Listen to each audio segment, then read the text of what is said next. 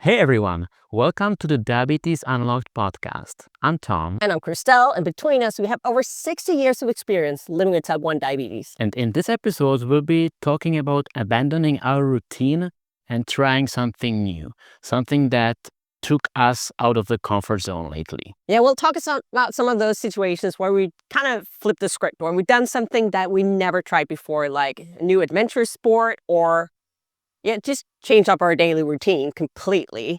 And of course, we'll always have the angle of how did this impact our blood sugars? What do we do to manage our blood sugars successfully? Yes, and we'll share what worked, what didn't work, and if it was all worth it at the end. So let's get into it. It was all worth it. I love that. It's like such a cute little finical. But Tom, the reason why we started to discuss talking about this in this episode is because last time we chatted, you were talking about this thing that you did this summer. And I was like, wow, that sounds really, really cool. It sounds really out there. And how the heck did you manage that from a diabetes perspective? Yeah, it was cool. I think I mentioned on one of the previous episodes that I like to go inline skating or rollerblading, and I've done it for years and not very regularly. Nothing big. No, I'm not a professional skater. I'm just a hobby skater, let's say. But this summer, I had a period of time where I'm like, okay, I need to do something for myself. I need to just take a few days off and just do something new or something that I've never tried before. And so what I did is I came up with sort of like a long distance trip on my inline skates from point A to point B here in Switzerland. It was a total of 250 kilometers or so, which is, I don't know how many miles, probably like 150, 100 miles. And I wanted to do it in 4 days. So it was supposed to be sort of like a challenge, but something that I knew I can probably manage. So I did that, and it was great. And we can talk more about it from diabetes perspective and how it all worked out for me. Did you just wake up one morning and go like, hey, let me go inline skate for 240 kilometers? Well, I was just looking, I usually go inline skating around the airport in Zurich, and it's like a 20-kilometer loop, and it's every time is the same. And I really like skating. It's like one of the few experiences, not the only one, but one of the few experiences where I can really do something that brings me into this flow when I just do this one thing that I love doing, and it feels really good, and I kind of forget about everything else, and I just fully enjoy the experience. I heard some people talking about the state of flow, and I think I only experience state of flow when I'm skating. Like I'm just fully into this, and I don't think about nothing else. And so I'm like, okay, maybe I can do this, but I can make it more interesting. I can actually go from somewhere to somewhere and just do it multiple days. And I figured, oh, in Switzerland, when I started researching, we actually have a few national inline skating trails where you can go 3-4 days along a river, basically in one of the valleys that we have here, and you can do like 250K in those 4 days, and just sleeping over on the way, and just like not actually doing like a loop or going back and forth. It's like a full trip, like when somebody is cycling from the west coast of the US to east coast. This is like something similar, but a lot smaller, of course, a lot shorter distance. But it's just brings like really exciting thing of that you're in an area where you have never been before, and it's like every day you're skating in like completely new area, and that was really cool. I can imagine that was beautiful. So it's kind of, okay, so just to get me with you here. So it's 240 kilometers. It's Switzerland. So it's straight? Because when I think about Switzerland, I think like mountains, but you weren't like...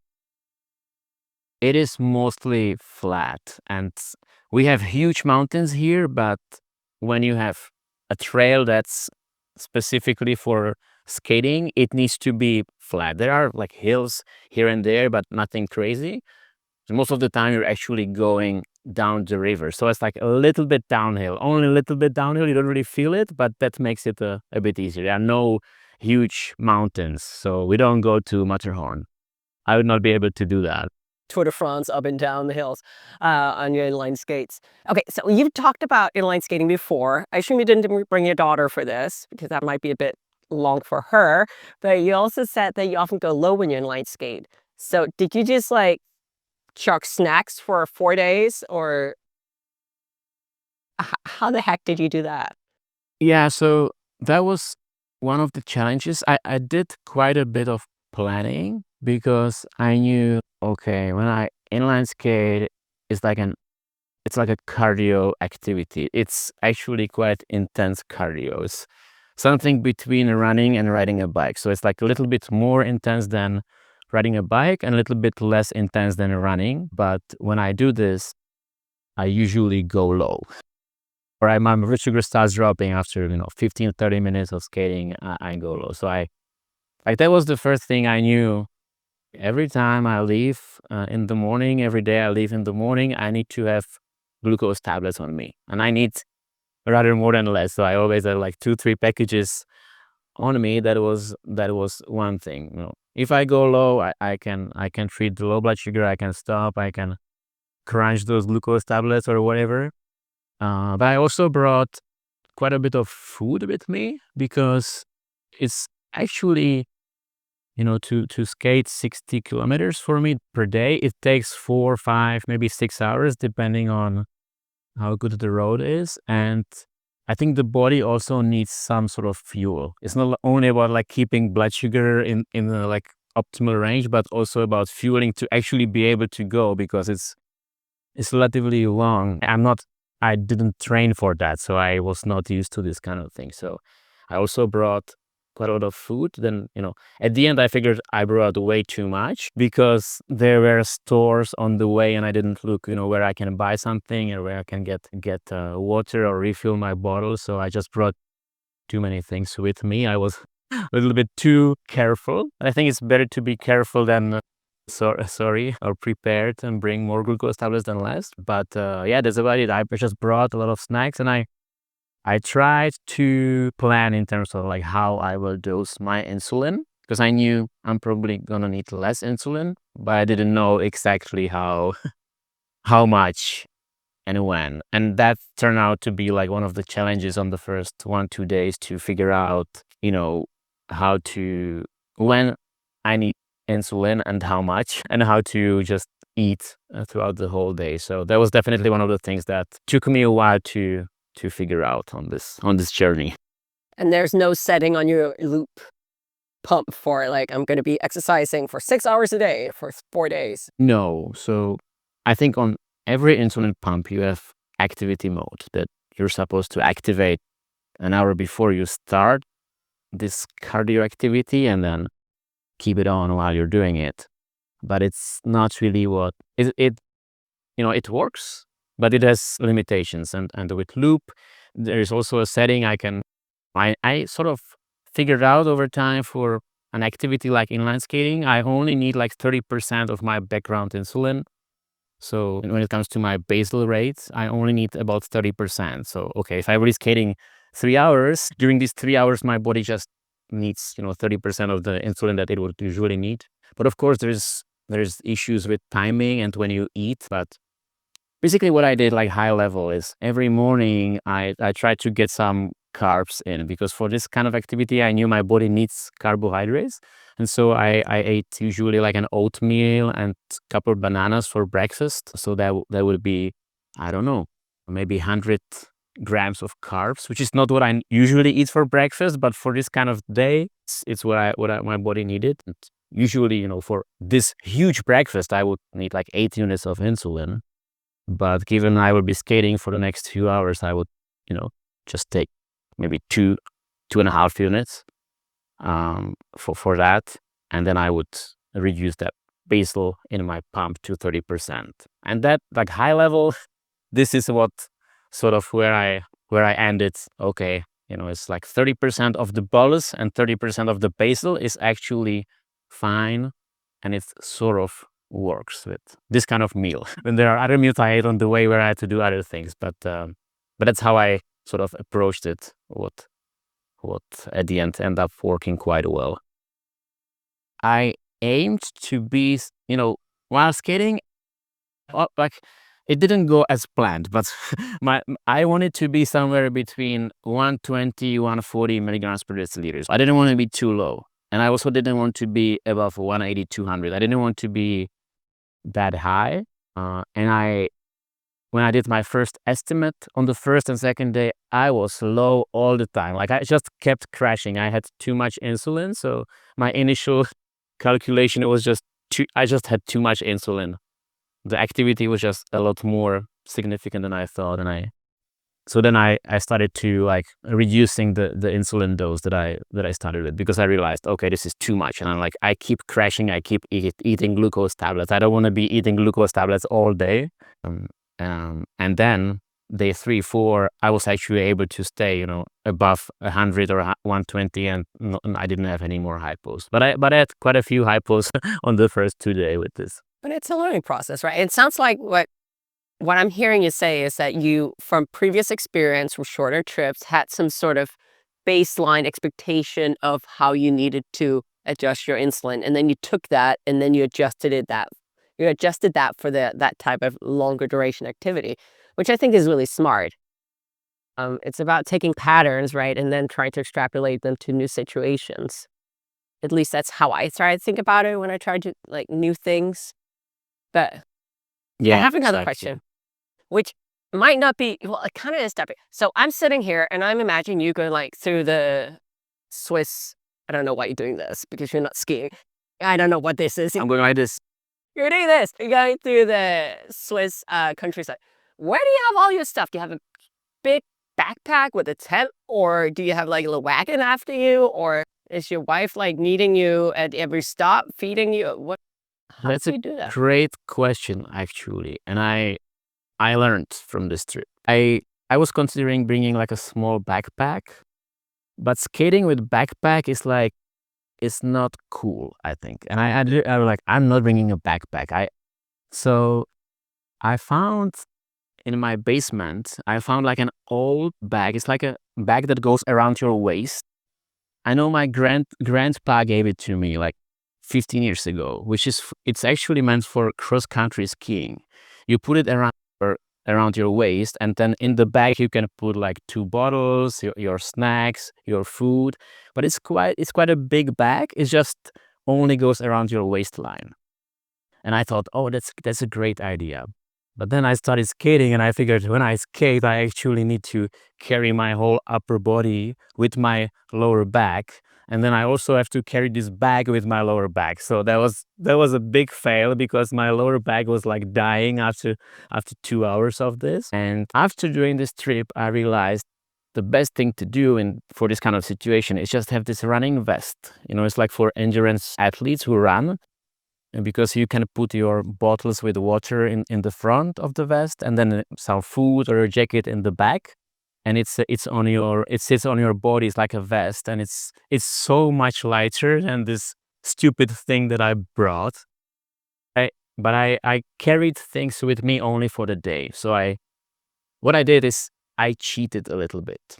In Switzerland we have like super excellent railway and bus system, public transportation system, and you have a train or bus going to every village. So I'm like, how am I going to do it? I'm not going to carry the things for 4 days. So I decided I will actually bring a car to the starting point, and then I will always go my 60 kilometers or 70 kilometers per day to point B. And then I will go back by train, and then I just move the car a little bit forward, and I sleep in the car. So I left most of my stuff in the car. I just brought, food, drinks, and like a rain jacket with me, which made it a lot easier than if I was really going hardcore with everything on my back, because then I would need a sleeping bag and stuff, and that would be really heavy. So that's how it is. So you exercised all day and then you slept in your car. Do you have like Yes. a camper, or do you just like lean the seat back? No. I have an SUV, and so this was a bit wild because my wife with my daughter were on vacation. So if I went with them, I would book an Airbnb or something. But I'm like, I'm on my own. This is supposed to be hard. So I'm bringing the car. Like, I'm cheating by bringing the car. So, at least I have to sleep in the car. That was like part of the challenge, right? So I actually slept in an SUV. You can fold the back seats, and you can, if you are, I'm 5 feet 8, 172 centimeters. I think that's 5 feet 8 or something like that. 7.5. 5'7". Okay, 5'7". I know. Doesn't that Okay, not almost 5'8". So in that SUV, when you lie sort of like on the folded back seats in the trunk, sort of like this. I don't know how to explain that, but it's exactly for my body. There's like a little bit extra room, but not much. And yeah, that was not the most comfortable way of sleeping. I have to say. Next time I do this, I will probably go into like an Airbnb or some hostel at least or something like that. But yeah, it was part of it. It was meant to be hard. It was meant to be, and it was 4 days. We can do a lot of things in 4 days. So did you bring any extra insulin? Did you leave that in the car then, or did you just like bring what you had? Yeah. So I had insulin in a pump. I had extra insulin on me. So I had, during this time I was using my insulin pump and inhaled insulin, Afrezza, at the same time. So I had always my pump on me plus some Afrezza in my a little bag. And then I would leave the rest of the insulin in the car. Maybe not the smartest thing to do, but I sort of knew it's not very hot and it's not, the car is not in direct sunlight and the insulin should survive this. I also had like a cooling bag in the car. So I knew the insulin is fine in the car, like the extra insulin to refill my pump and then the extra Afrezza that I had. But that's how I did it with insulin. I mean, ideally, I feel it's not ideal because if it was really sunny, really hot, and in a black car, which it is, it could get damaged. But I think the way I placed it there was also not in the direct sun. It was under other things, so it doesn't get that hot. Not medical advice, but it was okay. Ended up being okay. I survived. You did, well, good. Actually, it's interesting. So no wonder I'm talking a lot about this, but I think it's super fascinating that this. Also, mad props to you. It's awesome. You mentioned Afrezza. We talked about Afrezza in the last episode. So any viewers, listeners who don't know what Afrezza is, you must have missed our last episode. Check that out. Because in episode 15, we talk about our experience with Afrezza. And am I right to guess that you then used Afrezza for meals in order for the insulin to not stay in your system that long? Yes, that's actually one of the things that helped me a lot because I figured like the most challenging time is like one thing that I learned from this is when you are in an intense activity for 2-3 hours, your body needs very, very little insulin during that time, especially when you're on a pump like me and only using rapid acting insulin. You need very little. You don't want to have too much. But at the second you stop, you need a lot of insulin working like as fast as possible. Because I would be, first 2 days, I would be crashing all the time. I would be like 90, 80, and then I stop, and within half an hour, I would be 160, shoes up. And I don't need to eat, like it's just shoes up.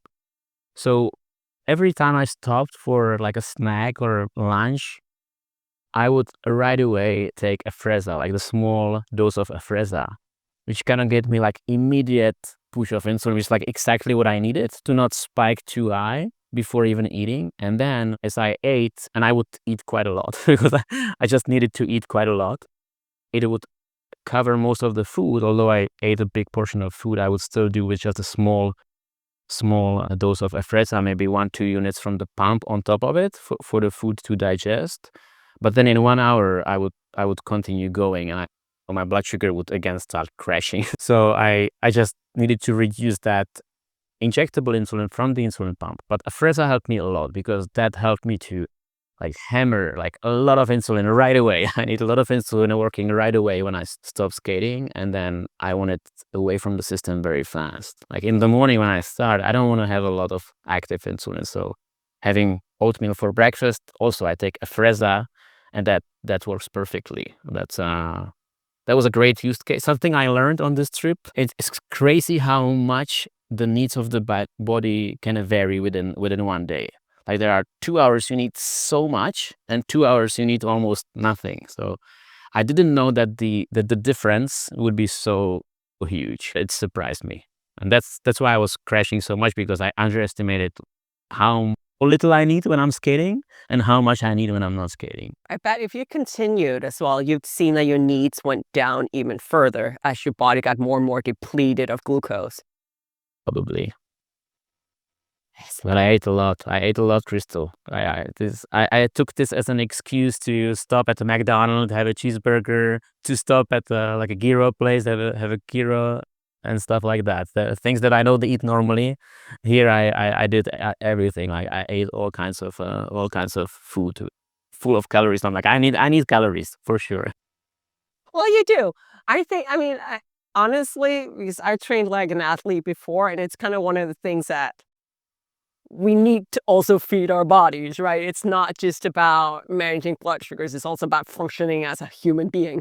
Okay, we're now talking a lot about this. Have you done anything, and I'm sure you have. I've tried to not sneak peek at your notes so that I can be just as surprised as the listeners about your experiences. But have you done anything a little bit more short range? So like an activity that maybe took a day or a few hours where you're like really out of your comfort zone doing something new? Yeah, there is a bunch of things. I'm just wondering what would be interesting for you. I think one thing that might be interesting for you is attending a congress about diabetes. So we have these conferences in the US and in Europe where, all the professionals in the diabetes industry go to learn about latest developments and treatments and new technologies. And there's really cool things to see there. When I had my corporate job, I didn't do that. But as a diabetes influencer, I wanted to be cool. I'm like, one of the first thing I need to go to these congresses. And then when the first company invited me, I was like all excited to go. And I figured I didn't expect it to be like a big change to my routine, but it actually was, because how I just got to talk to so many people, and like I feel like almost everybody has type 1 diabetes. This is so cool. Like you instantly connect over this one thing, and you can talk like right away, and you have like so much in common. And I didn't watch my blood sugar very closely, right? During this time when I went for the first, second time. And I always realized I'm so high. Like when I look at my CGM, I'm high. And Really? I don't understand why I'm high, because I'm walking around the conference center. I'm actually walking. My blood sugar should be good, should be going low. But I think from all this adrenaline of like talking to these people and like get really excited, I was high, and I figured, oh, okay, so when I'm at the conference, I need a lot more insulin than usual. So that was sort of surprising. But for me, as someone who is sort of introverted, this is also something where I step out of my comfort zone, and it felt actually very good, because it was not like when you have to network with someone you don't know anything about. When you network with someone who has type 1 diabetes, it's a lot easier. You have this one thing that you can talk about if there's no other topic to connect over, if you know what I mean. Absolutely. Yeah, I would have expected your blood sugars to go down as well based on the walk. It's kind of like floor nurses or people who work in like grocery stores, stuff like that, or just, yeah, people who are on their feet all day who can see they have need very little insulin. But I guess if it's constant adrenaline kick, Yeah, maybe a little bit yeah, of I can stress see that. too. Maybe a little Yeah. bit of stress too when you talk to someone you don't know, someone who is potentially important for some sort of like business collaboration you don't want to mess up. Might be a bit stressful. Yeah. One last thing I will say, and then I will ask you about your getting out of comfort zone. But last thing I will say is about these conferences. It's so funny, as you know. I have a CGM. I use a CGM, and that signal from the sensor goes to my phone over Bluetooth. Right, it's a Bluetooth connection between the pump, CGM, and the phone. And when you're in this relatively small space where there are hundreds of people with these devices, nothing works. Like the Dexcom keep disconnecting. Well, I think like not to blame Dexcom, like any CGM will keep disconnecting, because when you have 5 people on like talking to each other, and each of them has a sensor and each of them has a pump, I think it's just too much signal going in the space, and these devices get crazy. So if you ever go to diabetes conference, don't expect a reliable connection between the transmitter and the receiver. It's just too much going on there. I haven't been to a diabetes conference since before the world closed down during COVID. So it's been a few days. I have my next one planned for next year. So it's going to be a while. Okay, cool. Where are you going, Crystal? I go to New Orleans. So if anybody's in New Orleans next June, June of 2026, I plan on being there unless something Ooh, changed. Yeah. So, but it's that would be a lot of a fun. thing. Well, I mean, yeah, to your point, it's also work. I don't get nervous necessarily when I talk to people, just chit-chatting. But I do definitely understand the whole thing about when you need to be on for a potential like work conversation, something like that. You do have to get it together, focus. But it's funny because that's the work. All the ones that I thought about are pretty much all like sports activity based. I think most of the things that I do where I'm thinking like, well, of course, there's a big travel. Both you and I have traveled quite a bit. So those are always like new situations. But I think, So what was the most extreme getting out of your like comfort zone that you did? Something that was really like where you maybe even questions like how I'm gonna do it with my blood sugars, how I'm gonna do it with my diabetes. I don't know, jumping out of a plane or something like this. okay, we'll have to get back to jump out of plane, but I've not jumped out of plane. I think, well, I kind of like thought about two specific examples. I actually thought about three, but I think the two, one is like a very short time frame. And then one that took a little bit longer. But I think the one for the shorter time frame is the one that's going to be most interesting with this, and that's scuba diving. So I've scuba dived with before and after my diagnosis. And that's probably one of the most challenging things from a diabetes perspective because when you're underwater, you're underwater. And Hmm. you can't just grab a snack or, and you have to adhere to some different rules. So I'm PADI certified. I am advanced PADI, meaning, so PADI is just a kind of certification for scuba diving, meaning I've done deep dives, I've done drift dives, I've done night dives and stuff like that. So much fun. It is so much fun. Being underwater looking up at the surface above is just mind-blowing. It's super cool. But so I was certified before I was diagnosed. You can get certified with a type 1 or type 2 for that matter, diagnosis.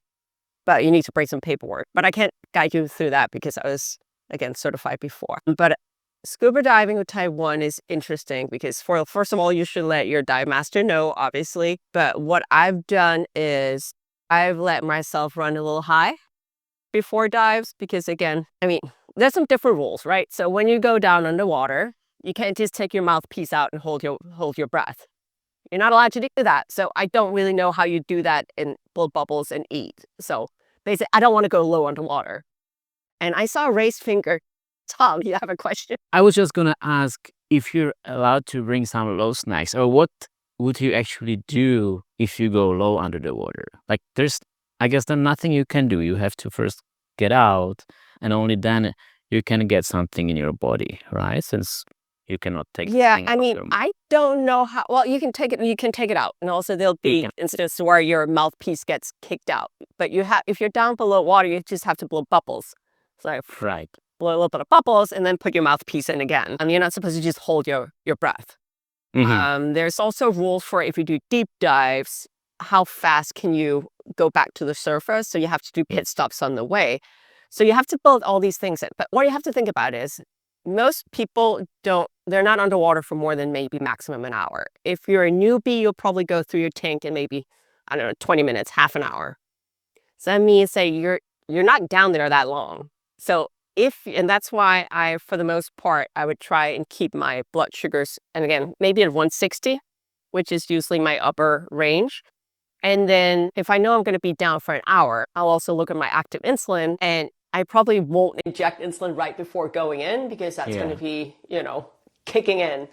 So I think there's a time period that you're underwater, let's say an hour, if you've done it for a while. And the other thing is, yes, it's an activity, but you're buoyant in the water and you're not like doing chest strokes. You're only using your fins, right? So it's also, it can be kind of limited amount of, I don't think it's that hard.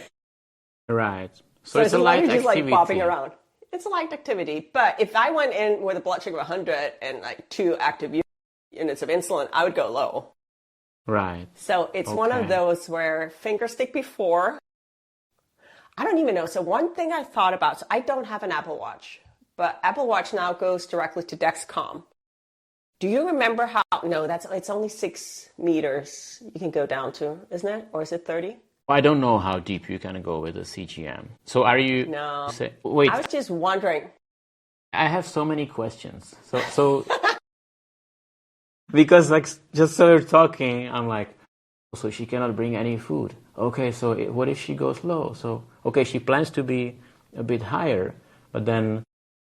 Okay, so first of all, you said you check your blood sugar before you go under the water, and you kind of make sure you don't have too much active insulin on board so you don't go low. And then aim to be a little bit higher. That makes a lot of sense. Yep. But then, how does it work when you are under the water? This is light activity. Is there also something else playing it, or are you usually like staying... Is your blood sugar staying sort of stable if you do this light activity with not too much insulin on board, running a little bit higher, or do you expect it to move up or down? I might see it go up a little bit, which I'm okay with in this situation.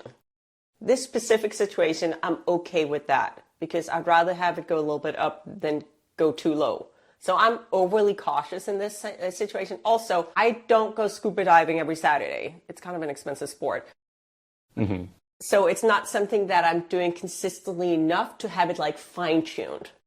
So when I go maybe in the summer, because we're somewhere where there's stuff to see, I would rather, given I don't have that much experience, I will rather be, again, safe than sorry. Yeah, that makes a lot of sense. It's like for me when I went for this trip, it's also not something I do, and I don't know really... I can't really know exactly how it will work out because I haven't done this before, and you do it from time to time. So it's like every time, does it feel like a little bit new every time you go scuba diving then? Or maybe you go on the first day because you haven't done it for a while, so you need to sort of recalibrate, how to approach this? Yeah, I think so. I think it helps to see others with type 1 online or others with insulin-dependent diabetes online also scuba diving. It kind of it gives a little bit of reassurance, going like, this can be done. Other people can do it as well, So I think the more I see others do it, the more I research, the more I also trust in my own abilities and my own knowledge of how I react to different things, the easier it becomes, I would say. But I'd rather get out of the water, back in the boat, and see my blood sugar's gone up a little bit, and I can take a unit or 2 units to correct it, hang out on the boat, and, if there's another dive that day, then I'm ready for that. But if not, and again, the big difference is it's not like you're inline skating where it's 6 hours. It's maybe 1 hour, right? So it's 1 hour where I need to manage for, and then I'll be back on the boat again. I'll be able to see my CGM results again. I'll be able to take more insulin if needed. And you're not using an insulin pump. So I assume you just keep your CGM sensor on when you go under the water, because I assume you're wearing a wetsuit anyway, so it will not come off or something like that. But if somebody like me using a pump, do people go under the water with the pump? Do you know? I wonder if the pump I think you have to take it manage. off. It can't go that far down. I mean, even if you do like, I don't know. No, I don't. I think the pump is only like 3 meters again, or something like that. And we usually dive deeper than 3 meters. But the cool thing is also, so one thing, you don't dive by yourself. You usually have a buddy, right? So it's also about checking in with that buddy. That buddy should, of course, know that if it's not somebody you already know that you have diabetes, you have your different signals and stuff like that. So if you're under, I've never had a low blood sugar underwater, but if you're under, you start feeling weird, then we're going up. Right? Makes sense. And then if you feel uncertain, don't do the deep dives where you have to do the breaks on the way up. Just do the shallower dives. There's plenty of reefs and fun stuff to look at where you don't have to go as deep. And I wanted to ask, I'm not sure if you mentioned this, are you able to monitor the blood sugar levels at all under the water, like with the watch, or it's not? It's just when you're too deep, these things don't work. Well, that was what I was just like, I wonder if, because I don't have an Apple Watch, so I don't know. Right. Because what I was thinking is, I can't bring my phone, right? So my thought was, I wonder if with the direct, because I wear a Dexcom, the direct Dexcom to Apple Watch, that was hard to say, would work, and how far down that would work. Probably not, because I know the Bluetooth signal doesn't go through water very well, and there will be water. Sometimes even when you're swimming, the CGM will not transfer, the signal will not make it to the phone or to the watch, so it probably wouldn't even work. Yeah, but so you're just running like in the old days when I was diagnosed. Exactly. No, I was about to say that. We used to do that. I mean, it didn't used to be. I used to do all sort of weird stuff, and I didn't have a CGM, and things were okay-ish.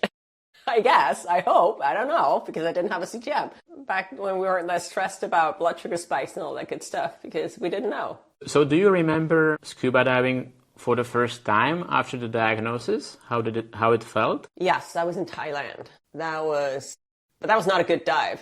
I just remember it because it was the first after my diagnosis. It was not a good dive because the visibility was not good. But I just remember having to inform everyone, having to be kind of vulnerable with strangers about my type 1 because everybody had to understand. Everybody had to, understand and be in my business, which was kind of that was harder for me back then because I wasn't as open about my diabetes. So I think actually that was a bigger deal for me than actually going underwater. But it went fine. And that's the thing. The more success experiences I have doing certain things, the more confidence I build, I guess.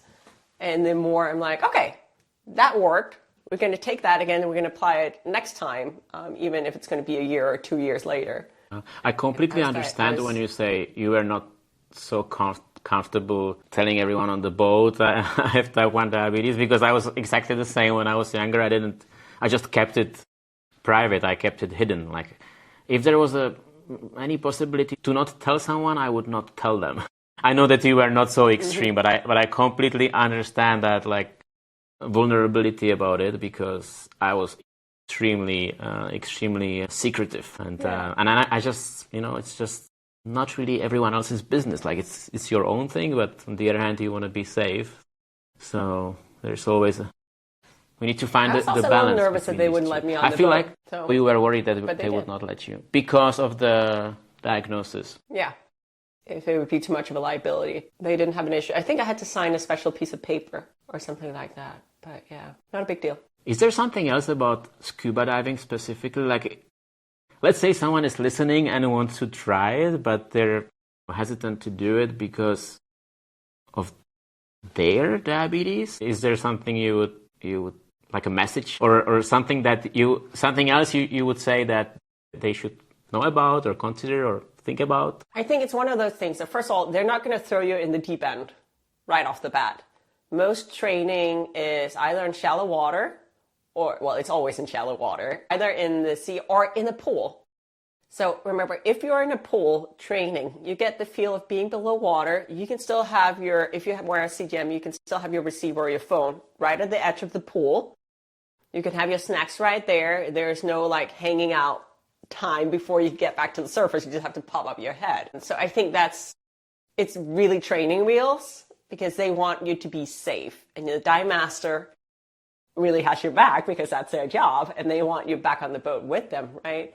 So I think it's probably one of the sports that kind of introduces you and really teaches you how to do it safely the most effectively. And you can maybe get in the pool and you're like, nope, this is not for me. And then, you've tried it and then you move on, do something else.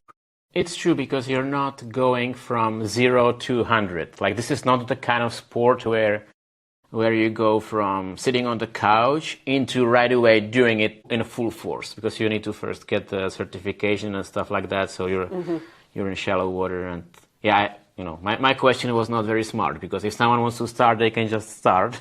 And there's nothing crazy when you start. You just learn step by step. But what Maybe about... not everybody knows that, so I actually thought it was a good question. Okay, thank you. But what about something where you go from 0 to 100? Because we touched on jumping out of the plane.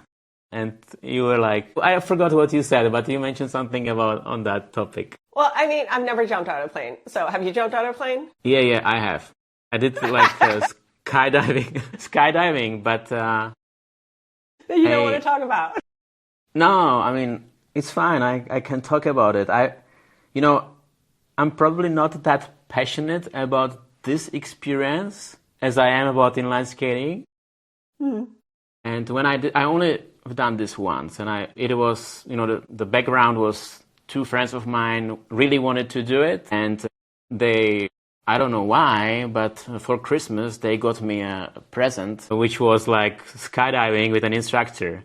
And they were going with me, so it was a present for me that I didn't really want. But I'm like, okay, then let's... I hope they don't watch. Let's do it. But they were like super excited, let's do it. And I went with them and did it. But I had like quite a few things I were not quite sure how I'm gonna handle with my insulin pump, and because it's like, this is the kind of thing where you go from 0 to 100. You just jump out of the plane and there's nothing in between. I feel like, okay, they give you some introduction and the instructor tells you what to do, what not to do, but it feels very extreme and it happens very fast.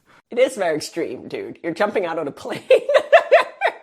Not on my own, with an instructor. So the instructor, you're clipped to the instructor and he's supposed to know what they are doing. And this guy knew what he was doing. Could you bring a pump? Yes, I could. I kept it in my pocket. Back then I was on a tubed pump, so I guess it just needs to be secured. I don't remember. I didn't get any training about that because I suspect what I did was not very smart. I think I didn't tell them about type 1. It was a long time ago. I was a completely different person back then, so I think I did not tell them. But I had it in my pocket. It was under this special uniform that you get for the skydiving. Under this you have your normal clothes. So I think I just kept it in the pocket of the clothes. It was like secured there. With an Omnipod it would be even easier because that's on body. But I could keep the pump. I knew when I'm on the plane the pump works, so I was not concerned with that. And it worked. It was crazy. Like I was not scared at all, and then we were suddenly on the plane and taking off. And then I was suddenly like really scared. I'm like, what the heck are we doing? And when we jumped out, it was very intense experience. I don't remember what my blood sugar was, or I think it was high. But everything happened very fast, and it was like really that kind of experience that happens like this. And suddenly you're down there, and it's over. And it was great, like the actual flying. And then on the parachute, which is the last phase of it, was really great. Great views, lots of adrenaline. Like when we landed, I was like, oh, this was really intense. Although I didn't have to do anything. Everything was done by the instructor. But, yeah. I wish you could remember if your blood sugars went up. I don't remember. I was not. I don't think I was that into checking when we landed. But I can imagine it did, because it was I can imagine it was a lot of adrenaline and stress and all these hormones flying at this time. Have you done anything extreme at all? Like, what do you mean? Something... I don't think I'll ever... Well, thing is that when I was younger, I did a lot of things. And I did bungee jumping off of a platform on Ios, a little Greek island. It's a little party island where you can't do anything but just party and go to the beach or the pool. And there was this crane over one of the pools, and me and my friend was like, brilliant idea, let's do bungee jumping.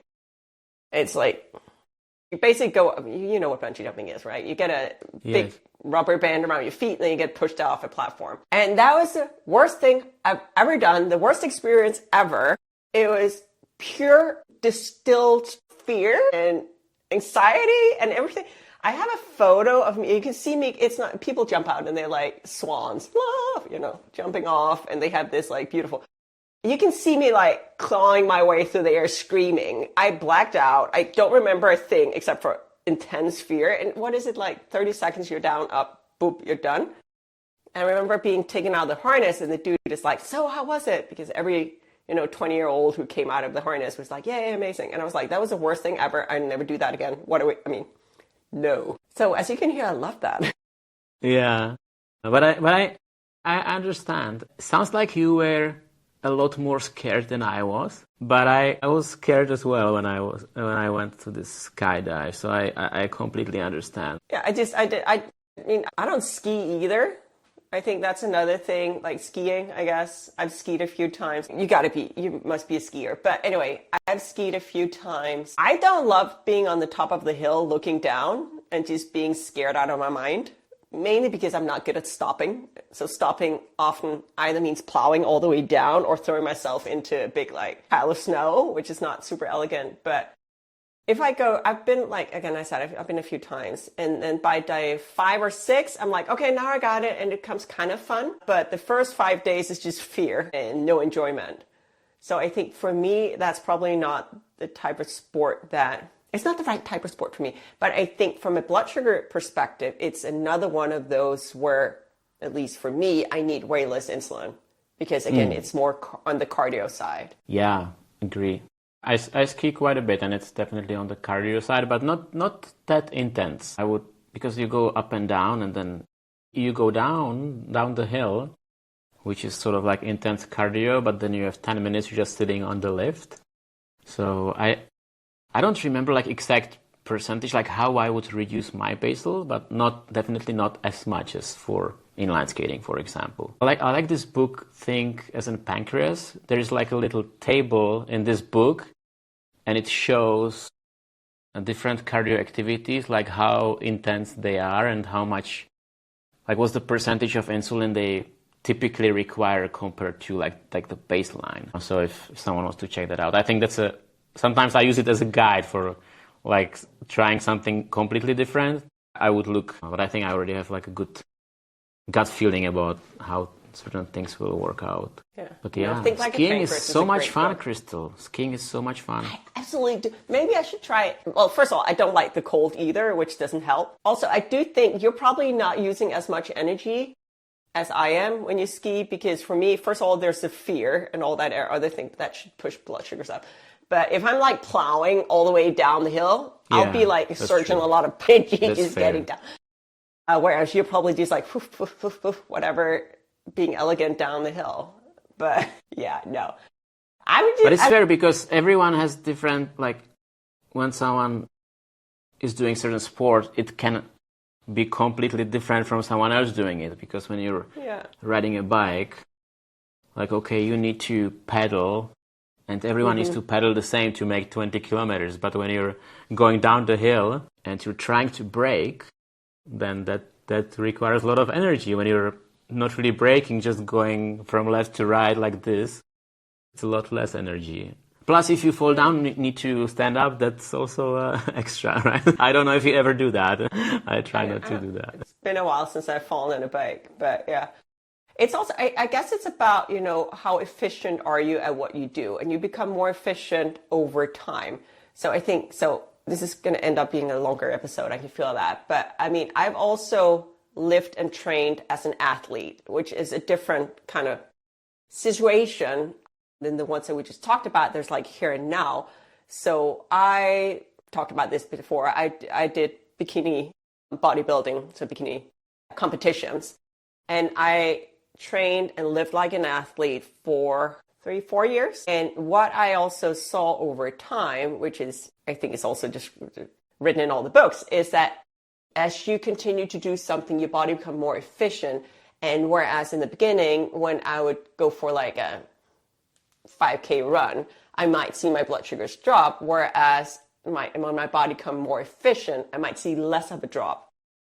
Mm-hmm. So it's kind of like if you're really out of shape and you start doing sports. You will see a much more aggressive impact on blood sugars than you necessarily will once you've been doing it for a while, which is also one of the other reasons I think starting out with something new can be a little bit of a challenge, whereas when you've done it for a while, you'll start to learn, your body starts to adapt, and just it becomes easier. Yeah, yeah, and you like moving the baseline, like moving what's normal to somewhere else, and the body adjusts, the insulin needs adjust, and it's slowly changing. And yeah, I think that's also why, like, I did one thing that was relatively out of my comfort zone or something new. I ran a marathon 13 years ago. It doesn't even count. It was like too long of a time ago. But that kind of thing, that was very similar to, inline skating for 4 or 5 hours. But I think my body back then was trained, so the insulin needs would be different compared to skating this year when I was not trained in like long distance running or skating. I'm pretty sure I was like the baseline was somewhere completely different. Because for that marathon I trained 3-4 months, like every day running a bunch of miles, and so I'm sure that baseline I was in a lot better shape than now, unfortunately. Anyway. To fill out this survey, I think a few days ago, and it's like, when were you in your best shape? And I was like, dang it. Today. In a while. It's also a defined best shape, right? Because I think one of the questions that we had was, would you do things again? So I think, if we go through mine, scuba diving, yes, for sure. Bungee jumping, heck no. To the no. Absolutely not. But nothing to do with diabetes. And actually, I think that's the common denominator for me, is that whether or not I would do things again, for the most part, not for the most part, has nothing to do with my diabetes. Most of the things that I've done, all the things I've done out of a desire of just like, hey, let me go try something. Let me go do this. Let me go have this experience. And then I figure out the diabetes on the back end. And I haven't had anything where it's like, no, this is too hard with diabetes. I just never want to do this again. What about you? Same. And I don't know life without diabetes. So for me, like, anything I did was because I wanted to do it or not wanted to do it, and not because of diabetes or being scared doing it because of diabetes. Especially the part like there's nothing that I didn't do because of my diabetes, because like I just don't know how it feels like not living with diabetes. I was diagnosed at 3 years old. So for me, this is normal. So if I go do something or not do something, is because I want to do it or not want to do it. I think there are some like little things that I might do because it makes my diabetes easier. Like sometimes I will pick certain food because it's easier to handle, or I will be more active. I think some of that active lifestyle that I'm trying to do, sometimes failing, has something to do with diabetes, because I know it's good for me. I know I have this sort of additional, it's not a burden, but like my body has to deal with elevated blood sugar from time to time. So it has to work like I feel like it's like extra work for the body. So I'm trying to give back to it, maybe like live a little bit healthier, or do like a little bit more sports or whatever. So maybe these things I do sort of partly because of diabetes, but it's not those like significant things. Or like when I want to try a new challenge, or when I want to do something more extreme, that's usually because something I want to do. So I think we are similar in this respect. I can imagine someone who was diagnosed at a lot later age and just knows a lot of things, doing a lot of things without diabetes, now having to do it with diabetes. It might be going through a different feelings or like thought processes than myself or you, because we are like so used to it. We sort of, at least me, I don't know anything else. You remember it, but I don't remember it. So I cannot really feel what other people might feel who are newly diagnosed. And, to those I would like to encourage them, like try to see, if there is something you really want to do, please don't give up because of diabetes. There's always ways to learn from someone who's already doing it, or maybe there is a community and someone can help you out. Yeah, I like that. Yeah, I think, again, as I said, just seeing other people doing some of the activities that I want to do also tells me, hey, okay, we can do this. So I do think it's encouraging. Yeah. Is there any other kind of things that I had all these things like imagined that I actually think we covered some really solid ones. I don't need to add any more. I don't know about you.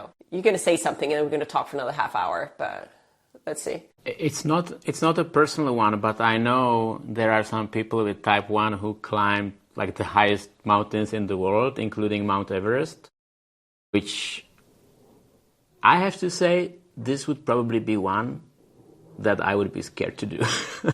And not necessarily because of diabetes, like overall, it like feels a bit too much. And I think that diabetes really adds a lot of complexity here with keeping insulin from not freezing and stuff like that. I think I would just say maybe that's not worth it for me, but I guess it can be done. It's interesting with those because I think the only situations where I've been nervous, it's funny, it hasn't been on being deep underwater looking at the surface. When I was really nervous has been out on a hike, getting lost because somebody didn't bring a map and it wasn't me, getting lost and going through my snacks and looking in my pack and just starting to count glucose tabs and starting to count my carbs, going like, okay, how much do I have left? And will I get down the mountain? So I do remember that one. That was limited fun. Let's say like that was a great hike, yeah. But I got scared. And my learning from that has been now I always bring a hiking bag and it is stuffed. I know you've been through my emergency you've seen that video where I went through my pack and all the stuff I bring like glucagon, I bring a whole roll of glucose tabs, I bring like 2 or 3, fruit snacks. I bring a lot of stuff now. I bring too much because I never want to be on a mountain again and be afraid of whether or not I can get down. So yeah. That's a good point because there's like going low is like the most immediate threat almost in like any kind of situation. So those glucose tablets is like a really good idea to always bring. Like I guess there is a reason why this is always the number one recommendation. Now confirmed by your life experience. And I know like I haven't been on a mountain without glucose tablets or anything like this. It's like sort of like immediate danger. But I know a lot of times I was in a situation, okay, I needed to go somewhere, but I didn't have anything with sugar on me or close by. And I just had to sort of stop and to wait because I was going low. And I knew if I keep walking somewhere where I wanted to go, like I will go low. I just had to wait. Maybe an hour to wait for my blood sugar to go a little bit higher so that I can actually walk where I want to walk. And that's like, I guess, a little advantage of an insulin pump where you can shut off the insulin delivery. And when in a situation where you need to bring your blood sugar higher but don't have any sort of glucose on you, it will just start rising at some point. And when you have some sort of like background insulin already on board from an injection, you cannot do it so immediately. Little advantage of an insulin pump. You see, I'm trying to convince you a little bit more every episode to consider an insulin pump. I am. Okay, so this is totally off topic, but guys, I just heard that there might be a new, well, you might already know, Tom, but there might be a new patch pump coming out soon that's smaller than Omnipod, the one that you're wearing, and in my opinion has a better algorithm, and I'm very excited about that. Okay, are you going to try it?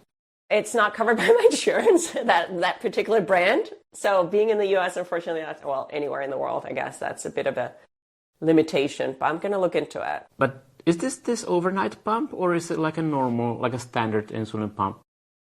It's a standard one. Okay. Is it like a secret that you cannot talk about it or can you say what it is? There's only chatter in the community. So basically it's a Tandem Mobi insulin pump, which is a small tethered pump right now. But the chatter is that there is a new infusion set that's going to be on body coming out that you can just click it into, essentially turning it into a patch pump. Mm-hmm. So right now they have a solution where they have a sleeve where you like put the pump in, but that's not a patch. That's just a tethered pump in a sleeve. Okay. Yeah, I heard something about it, but I didn't realize this was. Is this like the exact same form factor of Tandem Mobi, or is this like a new form factor that's even smaller than Omnipod? I understand it's the same form factor as Mobi. which is smaller than Omnipod. At least back when I saw it, it was tiny. Okay. Okay. Yeah. That was totally off topic, possible. but you're the one who started pushing insulin pumps again, so I just wanted to add that. I apologize. What's the topic? No, I'm just kidding.